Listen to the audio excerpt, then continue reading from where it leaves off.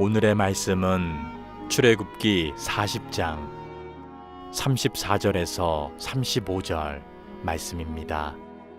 구름이 회막에 덮이고 여호와의 영광이 성막에 충만하매 모세가 회막에 들어갈 수 없었으니 이는 구름이 회막 위에 덮이고 여호와의 영광이 성막에 충만함이었으며.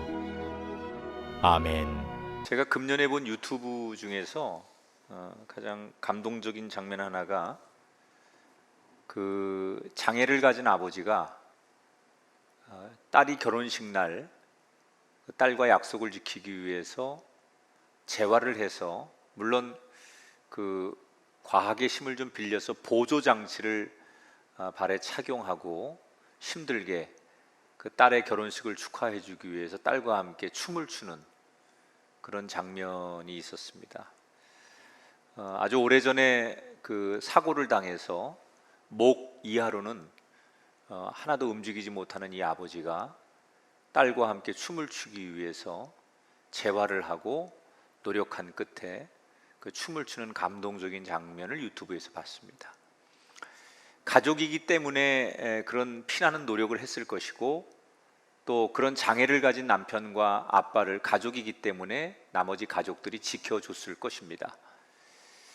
세상을 살면서 누가 내 옆에 있다는 것, 내가 혼자가 아니라는 것, 그래서 내가 가장 힘들 때 내 편이 되어줄 수 있다는 것만으로도 사람은 힘든 절망의 고비를 넘길 수 있습니다. 그런 점에서 우리 그리스도인들은 제일 복된 사람이라고 생각합니다. 왜냐하면 온 땅의 주인이신 하나님께서 우리와 동행해 주고 계시기 때문입니다. 사실 우리가 지금 어디 있느냐는 중요하지 않습니다. 어떤 사람은 광야 한복판에 있는 사람도 있고, 어떤 사람은 깊은 낭떠러지에 놓여 있는 사람도 있을 거고, 어떤 사람은 태풍 한가운데 지금 자신이 놓여 있는 사람도 있겠죠. 그러나 내가 어디 있느냐는 중요하지 않습니다. 온 땅의 주인이신 주님이 나와 동행하고 있다면 그곳이 어디인들 무슨 문제가 되겠습니까? 결국 우리의 인생은 내가 지금 어떤 환경에 있느냐를 가지고 행복하고 불행할 수 있는 것이 아니고, 주님이 나와 지금 동행하시느냐가 행복과 불행을 결정하는 거예요. 오늘 출애굽기의 마지막 시간입니다. 8개월의 대장정의 출애굽기를 우리가 공부하면서 40장 마지막 장을 살펴볼 건데, 드디어 이스라엘 백성들이 정말 열심히 노력한 끝에 성막이 완성이 됩니다. 부살렐과 오홀리압이 자기들이 완성한 성막을 모세에게 보고하니까 모세가 하나하나 다 검사를 하죠.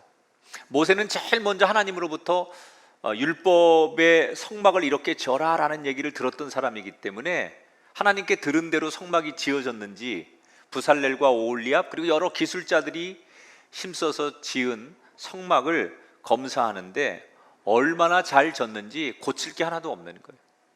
그래서 모세가 수고한 이들을 축복하고 하나님께 공사가 완료되었다고 보고를 드리고, 하나님께서 그 이야기를 들으시고 말씀하시는 게 오늘 본문의 시작이에요. 하나님께서 뭐라고 말씀을 하시느냐? 1절 2절에 여호와께서 모세에게 말씀하여 이르시되 너는 첫째 달 초하루에 성막 곧 회막을 세우고, 이렇게 기록했어요. 하나님께서 봉헌 날짜를 직접 아예 말씀해 주셨어요. 언제로요? 1월 1일. 왜 하나님께서 모세에게 성막을 1월 1일 날 봉헌하라고 말씀하신 걸까요? 여러 가지 다양한 그 학자들의 해석이 있습니다. 근데 저는 그냥 이 본문은 우리가 송구 영신 예배를 드릴 때 그 퍼포먼스 같은 정도로 생각을 해요. 한 해를 마무리하고 새로운 한 해를 맞는 송구 영신 예배가 우리에게는 지나간 한 해를 다 정리하고 은혜 속에 묻어두고 새로운 한 해를 주님과 열심히 동행하겠습니다, 그런 다짐의 시간이 송구 영신 예배의 퍼포먼스 아닙니까? 아마도 1월 1일 날 성막과 함께 지나간 과거에 머물지 말고 새로운 한 해를 인생을 시작해 봐라 라는 의미로 하나님께서 이렇게 주셨다. 저에겐 그런 은혜가 있었어요. 자, 드디어 1월 1일이 되었습니다. 동이 트고 나팔이 길게 울리기 시작합니다. 모세와 백성들이 아침부터 움직이기 시작해요. 그리고 한쪽에서는 울타리를 치고 한쪽에서는 성막 건물을 세우고, 건물이 세워지자 그들이 준비한 성막 안에 들어갈 기물들을 하나하나 자리에 배치하기 시작합니다. 이제 모든 절차가 끝나고 드디어 모세가 두 손을 높이 들고, 하나님, 우리가 지은 이 성막을 하나님께 바치오니 하나님 받아주시옵소서, 봉헌 기도를 드리는 거예요. 이렇게 모세가 하나님, 우리가 드린 이 건물을 하나님께 바치오니 받아주옵소서라고 기도를 딱 드리고 났는데 놀라운 일이 일어납니다. 34절 35절에 보니까 구름이 회막에 덮이고 여호와의 영광이 성막에 충만함에 모세가 회막에 들어갈 수 없었다. 하나님, 이 건물을 받아주세요 라고 말하는 순간 하나님의 구름이 그 성막을 덮더니 하나님의 임재가 빛으로 그 성막에서 나타나기 시작했어요. 얼마나 그 광경이 장엄했는지 모세조차도 그 성막 안에 들어갈 수가 없었습니다. 여러분, 어느 누구도 접근하지 못하도록 하나님께서 만드신 거예요. 하나님의 그 강력한 임재가 그곳에 임하니까 누구도 감히 그 건물에 접근하지 못하도록 만들었다. 이게 무슨 뜻일까? 우리 어린 아이들이요, 너무 자기가 갖고 싶었던 물건을 어느 날 갖게 되면 어떤 반응을 보이냐면, 이거 너무 좋아서 막 가슴에 안고, 이거 누구도 만지면 안 돼, 이거 내 거야, 엄마 아빠도 손대지 마, 그리고 누구도 만지지 못하게 합니다. 그러니까 하나님께서 지금 모세조차도 이 성막을 만지지 못하게 하셨다는 건 어떤 의미냐면 너무너무 좋다는 얘기예요. 이스라엘 백성들이 하나님을 위해서 지어준 이 성막이 너무너무 좋아서 누구도 이 성막에 손대지 마, 모세 너도 손대면 안 돼 라고 말할 만큼 하나님께서 좋았다는 얘기예요. 도대체 하나님은 이 성막이 왜 그렇게 좋으셨던 걸까? 이 성막이 그렇게 세상적으로 가치 있는 건물이고 자랑할 만한 건물이고 아름다운 건물이었을까? 사실은 그렇지 않아요. 인간의 눈으로 보면 이 성막은 형편없는 건물이에요. 왕들이 살고 권력자가 살고 이방 나라 신들을 섬기는 신전에 비하면 지금 하나님이 거할 이 성막은 그냥 세상의 객관적인 눈으로 말하면 이동식 텐트 아닙니까? 아주 초라하고 건물 같지도 않은 그런 신전이에요. 그러니까 세상에 의리의리하고 자랑할 만한 아름답고 괜찮은 건물들에 비교하면 이 하나님의 신전은 너무나 초라하고 보잘것없는 건물인데 왜 하나님은 그 건물을 그토록 좋아하신 걸까? 그 이유를 오늘 성경에서 우리에게 소개하지요. 19절에 함께 읽어보겠습니다. 여호와께서 명령하신 대로 되니라. 여러분, 여호와께서 명령하신 대로 되니라는 이 표현이 정확하게 오늘 성경에 7번 나와요. 뜻은 같지만 말을 조금 바꿔서 쓴 표현까지 하면 8번 등장합니다. 그러니까 이 말은 이스라엘 백성들이 성막을 어떻게 졌다는 거예요? 하나님께서 원하시는 대로, 하나님이 말씀하신 대로 성막을 지었다는 거예요. 여러분, 하나님이 다른 건물이 아닌 그 별 볼 일 없고 초라한 텐트에 임재하셨어요. 그것을 너무 좋아하셨어요. 너무 기쁘게 받으셨어요. 그런 일을 만들기 위해서 이스라엘 백성들이 뭐 특별히 한 일이 없어요. 무슨 하나님의 임재를 나타내기 위해서 이 건물을 짓느라고 더 많은 인간적인 노력을 한 게 하나도 없어요. 그들이 한 게 있다면 단 하나, 하나님이 임하시도록 말씀대로 지었다는 거예요. 우리가 뭔가 세상을 살면서 더 특별하고 더 대단하고 뭔가 거창한 일을 해야만 하나님 기뻐하시는 게 아니에요. 아무리 어떤 일을 하든 간에, 아무리 우리가 어려운 순간이 있어도 하나님의 말씀대로 살면 특별한 것 하지 않아도 그게 하나님께 가장 큰 영광이 되는 거예요. 근데 저는 이 본문을 묵상하면서 그들이 하나님 말씀대로 성막을 지었더니 가장 하나님 기뻐하는 건물을 지었다. 그렇게 하면 되지. 이게 여러분, 저는 쉽지 않은 일이라고 생각했어요.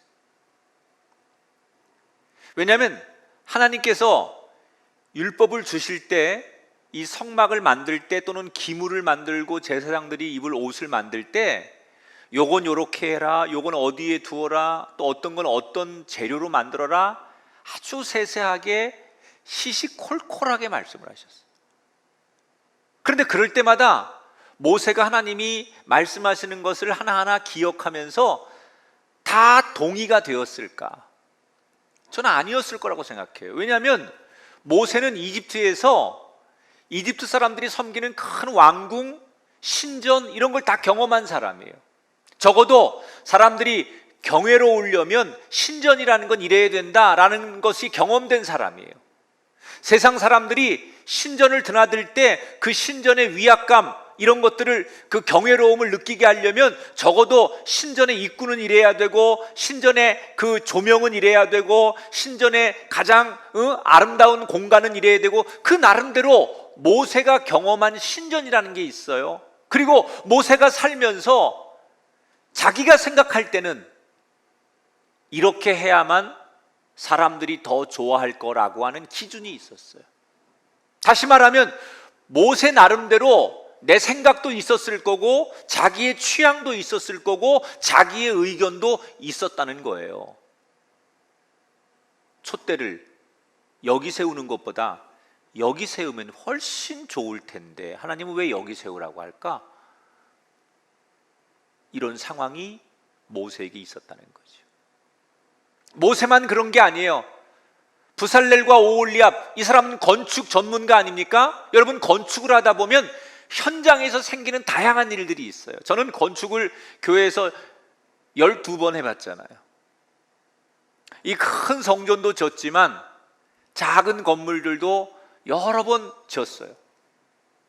교회가 계속 부흥하니까 공간이 계속 필요해서 또 확장하고 또 건축할 수밖에 없어서 하다 보니 12번을 건축하게 됐는데, 이 건축을 하면 현장에서 생기는 다양한 일들이 있습니다.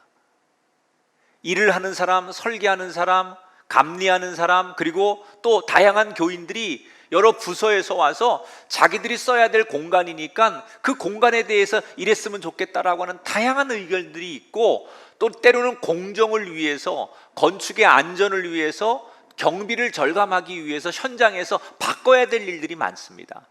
부살렐과 오홀리압이 이 건축을 진두지휘하는 기술자들로서 그들은 그런 고민을 안 할 수가 없어요. 그런데 모세도 부살렐과 오홀리압도 이 성막을 자기들의 의견은 반영하지 않아요. 철저하게 하나님이 말씀한 대로만 성막을 배치하고 지어요. 그랬더니 자신들의 생각은 배제하고 하나님의 의견, 말씀대로만 했더니 하나님이 가장 기뻐하시고, 하나님이 임재하시고, 하나님이 거하시는 공간이 되더라는 거예요. 많은 분들이 지금도 자신의 가정이라는 집, 인생이라고 하는 집, 때로는 여러분의 삶의 생업의 터전인 사업장과 일터라고 하는 집에 하나님이 거하시기를 원해요.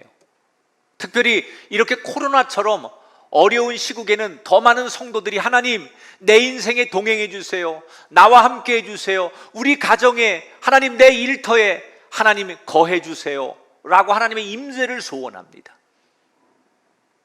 그런데 저는 오늘 이 설교를 준비하면서 이런 질문이 생겼어요. 우리는 하나님의 임재를 간절히 기다리고 기도하고 간구하는데 과연 하나님이 오실 만한 집을 준비했는가? 하나님이 거하시고 하나님이 기뻐하실 만한 집을 준비해 놓고 하나님이 이 집에 머물러 주세요라고 말하고 있는 건가? 하나님이 오실 만한 집이 아닌 내가 거하고 싶은 내 인생의 집을 짓고 나 편하기 위해서, 나 행복하기 위해서 지어놓은 가정의 집을 지어놓고 하나님 보고 이곳에 오라고 하고 있는 건 아닐까? 인생의 집이든 그게 사업의 집이든 자녀의 집이든 내 가정의 집이든 내 취향이나 내 생각이나 내 방법, 내 소원대로 집을 져놓고 그렇게 마음대로 해놓고 하나님 보고 오라고 하는 건 아닌가? 그 집은 나 살기 좋은 집이지 하나님이 편히 계실 수 있는 집이 아닌데도 불구하고 하나님이 불편한 내 인생의 집에 거하기를 기도하고 있는 건 아닐까? 여러분, 우리가 하나님을 나의 인생의 집에 모시겠다고 하면 하나님이 편히 거할 수 있는 집을 만들어야 되지 않겠습니까? 어떻게 하면 될까요? 내 생각, 내 취향, 내 방법을 철저히 내려놓는 거예요. 이해가 되든 이해가 되지 않든 그분이 말씀하시면 그분이 말씀하시는 대로, 그분이 원하는 대로, 그분이 계획한 대로, 그분이 그렇게 소원하는 대로 하나님의 뜻과 하나님의 말씀대로 따라가는 인생의 집을 짓다 보면 하나님이 나라고 하는 인생은 세상 앞에 초라한 인생일지라도 내 인생의 집에 거하시고 동행하시는 은혜를 우리 모두 경험하지 않겠냐는 거예요. 사람들이 부러워하는 집이 아니라 하나님이 거하시기에 편할 집을 지어 놓았을 때 하나님이 내 안에 거하시고 우리 가정 안에 거하시며 그 동행의 은혜를 허락하시지 않겠냐는 거예요. 오늘 이 말씀을 들으며 지금까지 내가 절대로 이것만큼은 포기할 수 없었던 것이 여러분에게 있었습니까?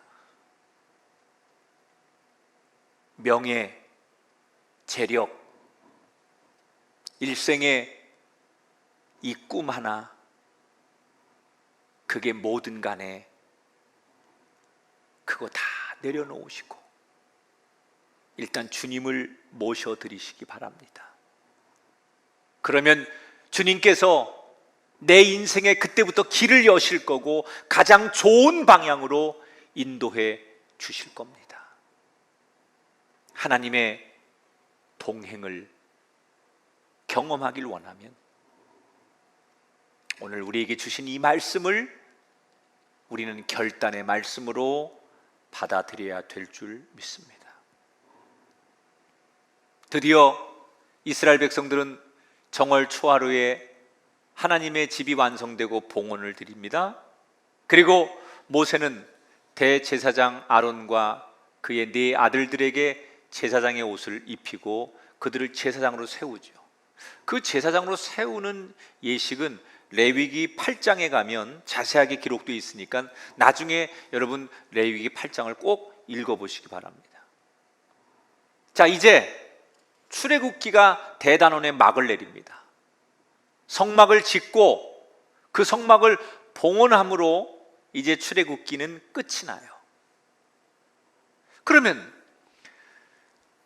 이 책이 끝날 때 마무리에서는 어떤 얘기가 우리가 가장 기대하는 얘기일까요? 대개는 우리가 상상하는 마무리 이런 거 아닙니까? 그들이 성막을 봉헌하고 하나님과 동행하며 남은 인생을 행복하게 살았답니다. 보통 우리는 이 책의 마무리가, 은혜가 이렇게 끝날 거라고 기대했을 거예요. 그런데 오늘 성경에 보면 출애굽기는 우리의 예상과는 전혀 다른 이야기로 결론을 맺고 있습니다. 36절부터 38절입니다. 구름이 성막 위에서 떠오를 때에는 이스라엘 자손이 앞으로 나갔고 구름이 떠오르지 않을 때에는 나가지 아니하였으며 낮에는 여호와의 구름이 성막 위에 있고 밤에는 불이 그 구름 가운데 있음을 이스라엘 온 족속이 보았더라. 잘 살았다는 이야기는 단 한 줄도 없습니다. 대신 그 출애굽기 마지막 줄에 구름 얘기만 가득해요. 여러분, 이 출애굽기는 모세가 썼는데요, 모세가 이런저런 얘기로 출애굽기를 끝냅니다. 특히 모세가 어떤 마무리를 자기가 할 수 있는데 구름 이야기로 끝을 맺었어요. 왜 그랬을까? 저는 모세가 이렇게 구름 이야기로 결론을 내고 이 책을 끝맺는 것은 이스라엘 백성들에게 전하고 싶은 메시지가 있는 거예요. 이스라엘 백성들 당대 말고 그의 후손들에게, 지금 이 출애굽기를 이렇게 접하고 있는 이 땅의 그리스도인들에게 모세는 전하고 싶은 메시지가 있었던 거예요. 그게 뭘까? 저는 그게 뭘까를 한 주간 동안 묵상하면서 세 가지의 말씀을 발견했어요. 첫째, 우리 인생에 잘 먹고 잘 사는 것보다 더 중요한 게 있다는 거예요. 우리는 해피엔딩으로 끝나는 얘기가 그들이 잘 먹고 잘 살았다 이러면 가장 좋은 줄 알았는데 그것보다 더 중요한 얘기가 있다는 걸 암시하는 거예요. 그게 뭐냐? 두 번째, 세 번째 나오는 메시지예요. 두 번째 메시지가 뭘까요? 하나님은 단 한순간도 이스라엘 백성들을 버리지 않으셨다는 거예요. 낮에는 구름 기둥으로, 밤에는 불 기둥으로. 심지어 이스라엘 백성들이 하나님 앞에 범죄했을 때도 하나님은 그들을 떠나지 않고 함께 하셨다는 것을 모세는 증거하는 거예요. 여러분, 구름 기둥과 불 기둥이 제가 예전에 하나라고 그랬잖아요. 이건 다른 게 아니에요. 그냥 하늘에 구름이 떠 있는데 이게 낮에는 햇볕을 가려주는 가림막이 되는 거고, 그 구름이 저녁에는 불기둥으로 그대로 변해서 이스라엘 백성들을 추위에서 지켜주는 거예요. 하나님이 낮이나 밤이나 어디를 가든지 그들을 떠나지 않고 그들과 함께 하고 계시다는 것을 말하는 거예요. 세 번째, 이 구름을 강조한 이유는 저는 출애굽기의 가장 핵심 포인트가 이 세 번째라고 생각해요. 이 구름을 계속 모세가 마지막에 강조한 이유는 하나님과의 만남은 어제 오늘로 끝나면 안 되고 내일도 앞으로도 계속 이어져야 된다는 걸 말하는 거예요. 여러분, 조금 전에 말씀드린 대로 성막에 하나님이 엄청나게 놀라운 모습으로 임재하셨어요. 그런데 하나님은 그 놀라운 임재를 이스라엘 백성들이 다 목격하고 경험한 것으로 그 한 번의 엄청난 체험으로 그들이 놀라워하는 것으로 만족하지 않으셨어요.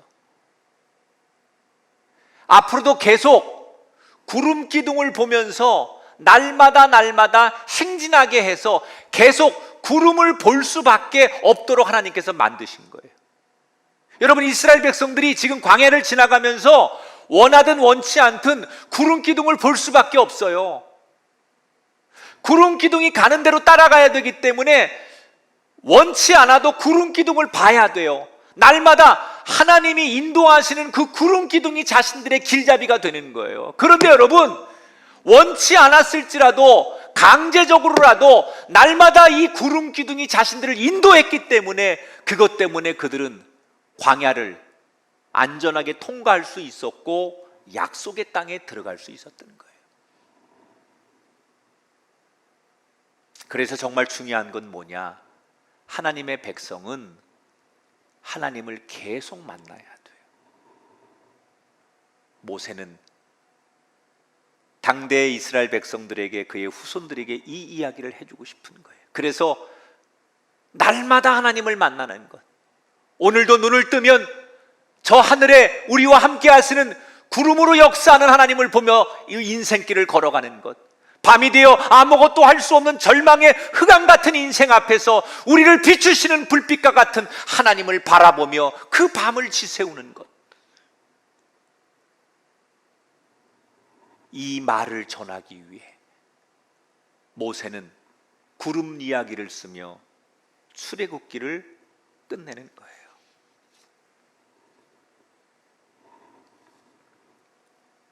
저는 모세가 마지막 말에 하려고 했던 이 메시지를 기억해야 된다고 생각해요. 하나님께서 광야의 이스라엘 백성들에게 구름 기둥과 불 기둥으로 늘 함께 하셨던 것처럼 지금도 우리들에게 다양한 방법으로 또 다른 구름 기둥으로 함께 하신다는 거예요. 그때는 하나님께서 구름 기둥과 불 기둥으로 이스라엘 백성들에게 임재하시고 함께 하셨다면 지금은 하나님이 우리의 예배를 통한 구름 기둥을 통해서, 큐티를 통한 구름 기둥을 통해서 우리의 일상과 우리가 살아가는 삶의 작은 기적들의 구름 기둥을 통해서 하나님 우리에게 계속해서 말씀하고 계시다는 거예요.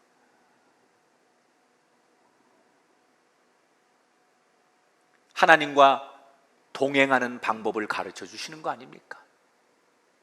여러분, 하나님과 동행하는 건 내가 눈을 들어 위를 보는 거예요. 하나님과 동행하는 방법은 하나님이 임재하신 그것을 내가 목격하는 거예요. 이 구름만 보면서 그들이 광야를 걸어간다는 건 뭘 말하는 걸까요? 우리 인생의 결정권이 그분에게 있다는 거예요. 사람의 본성은 내가 앞서고 싶어 해요. 사람은 가만히 놔두면 마치 아무것도 안 했는데 마당에 잡초가 막 나오듯이 사람의 본성은 가만히 놔두면 하나님 생각, 하나님 뜻보다는 내가 앞서고 싶어 해요. 하나님이 앞서는 걸 보지 못해요. 내 마음속에 이 죄성이라는 게 내가 이기고 내가 앞서고 내가 뛰어가고 싶은 그런 본성들, 내 마음대로 하고 싶은 본성들. 그런데 우리가 날마다 하나님이 우리와 동행하시는 구름을 바라보면 내가 앞설 수 없어요. 그 구름이 인도하는 대로 가야지. 그 불기둥이 머무는 데까지 멈춰야지요. 그러면 우리 인생은 절대로 내가 주도할 수 없는 거예요. 하나님과 동행하는 사람은 결코 자신의 인생을 자기가 주도하지 않아요. 하나님께서 이끄시는 대로 그 발의 템포를 맞춰가면서 걸을 줄 아는 사람, 하나님은 그 사람을 찾고 계신 거예요.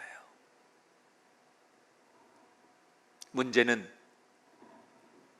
하나님이 그렇게 우리에게 다양한 이 시대의 또 다른 구름 기둥으로 우리에게 말씀을 하셔도 내가 그 구름 기둥을 외면하면 소용이 없다는 거예요.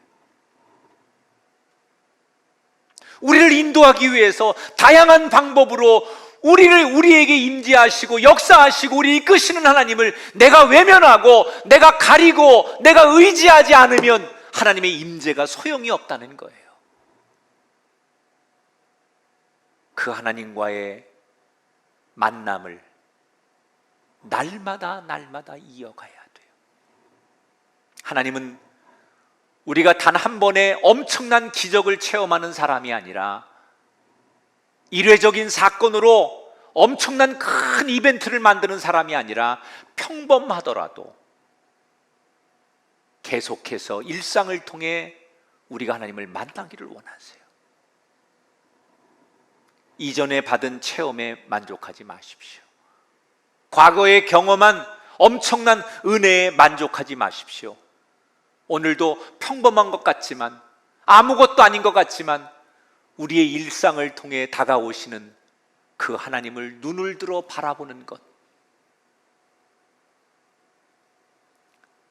뜨겁게 과거에 사랑한 것으로 내가 당신을 얼마나 사랑하는 줄 아느냐라고 말하지 마시고, 오늘도 평범한 일상 속에서 잔잔한 사랑을 나누는 우리가 되기를 바랍니다. 그래서 우리는 오늘도 우리에게 임하시는 다양한 우리 시대의 구름을 바라봐야 돼요. 예배를 통해, 기도를 통해, 찬양과 큐티를 통해, 일상을 통해 하나님을 만나십시오. 그러면 우리가 거하는 광야, 바다 한복판일지라도 그곳이 안전할 줄 믿습니다.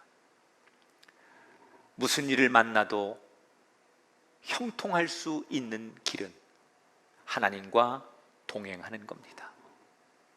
저는 이제 오늘 출애굽기 말씀을 마치면서 여러분 눈에는 이 출애굽기 1장부터 40장까지 이야기 속에서 무엇이 보였는지 모르겠어요.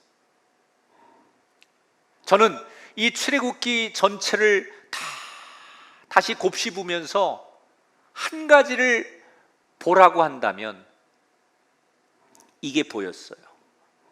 하나님이 당신의 약속을 잊지 않으시고 당신의 백성을 사랑하셔서 그 약속을 지키기 위해 우리에게 오셔서 우린 그 하나님을 만났다는 거예요. 우리가 잘해서 하나님이 오신 게 아니에요. 우리가 그 하나님을 만나기를 원해서 오신 게 아니에요. 하나님이 우리에게 약속을 지키기 위해 우리가 잘못하고 등 돌리고 외면하고 타락했을지라도 그 약속을 지키기 위해 우리에게 오신 하나님, 그걸 우리는 하나님의 은혜라고 해요. 하나님의 은혜가 이스라엘 백성들에게 임했기 때문에 그 광야가 안전할 수 있었습니다. 어쩌면 이 출애굽기를 공부하는 동안 우리는 코로나19라고 하는 광야 한복판을 걷고 있지 않았습니까? 수많은 가정들이, 수많은 젊은이들이, 수많은 성도들이 일터를 잃고 경제적인 광야 한복판에, 불안과 초조함의 광야 한복판에 서 있습니다. 어디로 가야 할지 알지 못하는 이 절망의 광야 한복판에서, 그래서 출애굽기는 우리에게 더 많은 은혜를 줬는지도 몰라요.